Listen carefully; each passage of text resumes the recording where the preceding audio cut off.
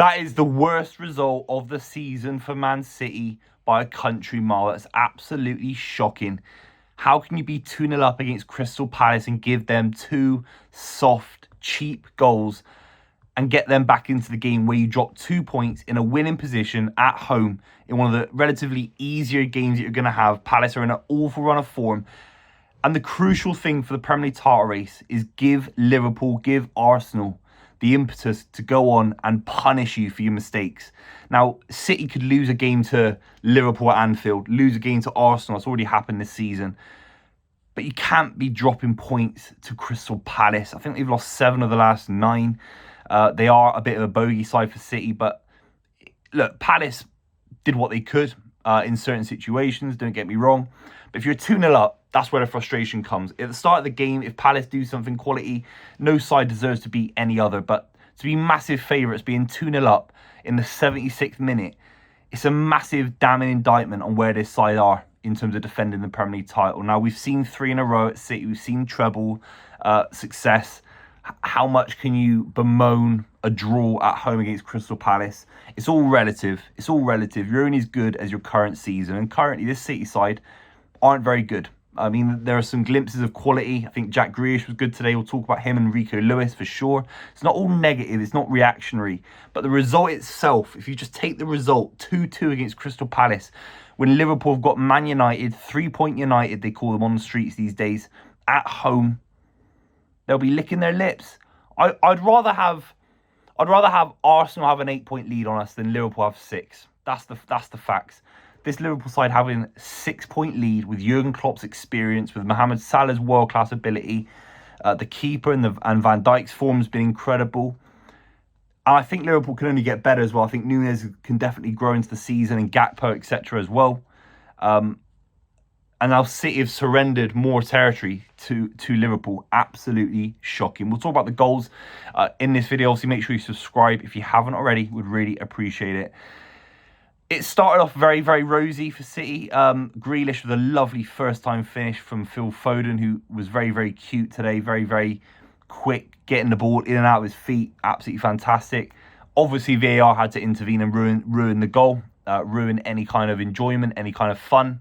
They are the fun police, and it's absolutely grim what VAR is doing to football. 3-minute check for a basic offside. If you think I'm crazy about VAR, you need your head surgically modified or something. Rico Lewis, a beautiful little goal inside. This kid doesn't score many for City. He's a young kid, bossed it in midfield today. Absolutely incredible. Should be playing for England at the Euros, in my opinion. He's that good. I think you can have a base now of Rico Lewis, Declan Rice, Jude Bellingham in the big games. If it was France-England tomorrow, you can't put Calvin in there because he's just not playing enough football. He's just not. You can't put him Ward-Prowse. There's a few others that get tossed about, and they're not defensive midfielders. Rico Lewis could cover the right-back slot if Kyle Walker bombs on for England, and all sorts. So I think Rico Lewis should be looking to be playing for England. He's that good. Anyway, that's a diversion.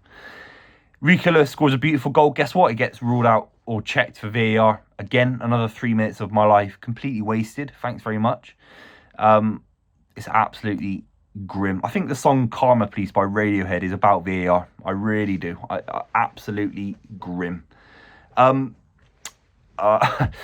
reality is City should have won the game from that position. Absolutely pathetic. Letting the space in for, I think it's Schlupp who gets a little ball into Mateta. It's a great finish, but there's a real lack of urgency from City. It's a little bit side to side, and it's expected. What can we do as City fans and say, oh, we need more from the players? What more can you want out of treble winners? And that is the point of why Ferguson didn't win back-to-back trebles, why Mourinho hasn't won a treble, I don't think, or at least, well, he has in Italy, but not in England. It's why we've only seen it once in England before Man City. To get millionaire footballers galvanised has never actually been an issue at City, really. It's never been an issue. It is at United, it is at Chelsea, loads of other clubs, even Barcelona. Man City don't have a motivational issue at the start of games. I think there's a cruise control aspect to games where they switch off. And that might be a criticism of Guardiola in terms of, is he getting the most out of them in the final 20 minutes? Is he setting them up defensively in the right way to make sure that we don't get counter-attacked? It felt a little bit too open towards the end of the game. Have we got a squad to rotate at the moment? Not really. You know, John Stones is a big miss as well. I think he offers a lot of leadership. I think you're looking for someone like Ruben Diaz. I mean, this is to make it 2-0, to keep it 2-0. You're looking for, I think John Terry keeps it 2-0. I think Rio Ferdinand keeps it 2-0. Ruben Diaz, I think, can get those levels of defenders. But he wasn't today. He wasn't today. You want way more leadership, way more. I want to see more from Ruben Diaz, Nathan Ake. Nathan Ake was decent today, but you want more of a monstrous performance. Big tackle on Matete, intercept that ball, be aggressive. Assume that it's 0-0. Don't assume it's 2-0. Assume it's 0-0, and you're fighting for every ball. And it felt like the back line today didn't fight for every ball. I felt like Guardiola at points, Walker, a little bit slow. And when I say slow, who am I to say that they're being slow? They're probably operating at 95% of what they can do anyway. And the levels of this game means that if you switch off 5%, Crystal Palace scored 2. Have to talk about the penalty. Obviously, Phil Foden, it's a forwards challenge. It's naive. It's almost accidental because he's trying to clear the ball and it moves so quick away from him that you can't really... You almost can't blame Rico. You can't blame Phil Foden. You can't really blame him. It was a poor mistake, but it's one of them. It was obviously tucked home from Michael Elise, who played the full game today. He was absolutely superb, Michael Elise. I think he will be getting a big move in the summer. He was absolutely superb for Palace. And you could criticise Palace because if they'd been like that a little bit earlier, they could have actually won the game. You feel that once City get attacked in games, they do concede a lot of goals.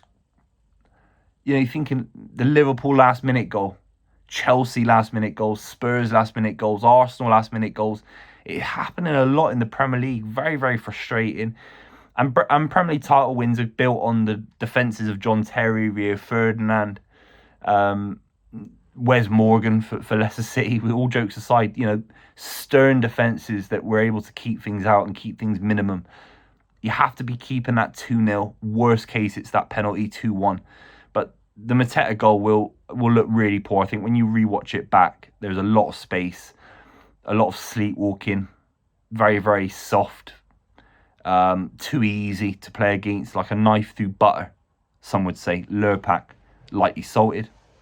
So I am, frustrated. Cause I think if it's Arsenal, I'd give Arsenal 20 points. I still think they'd find a way to bottle it. I really do. Social media FC, I think they put so much pressure on themselves with all the advertising campaigns that they do and all the Adidas bruised banana kits they get away with. They put so much pressure on themselves. They do music videos outside the stadium, and they do Robbie Love from AFTV does motivational talks outside the Etihad before big games, and I think they bottle it anyway. But Liverpool, I wouldn't want to give Liverpool 1 point ahead of us with knowing what Jurgen Klopp can get out of players that I think at points can be a little bit. I mean, look what he got out of Henderson, for example. Look what he gets out of Matip, Joe Gomez. Some of these players are average. They are. And he gets an incredible level out of them. Plus the players that are world class at Liverpool. They will be pushing to maximise the pain for Man City. It's definitely 2 points dropped in a 2-2 draw. Man City, Crystal Palace. If you're new to the channel, make sure you subscribe. Thanks for watching. I'll see you very, very soon.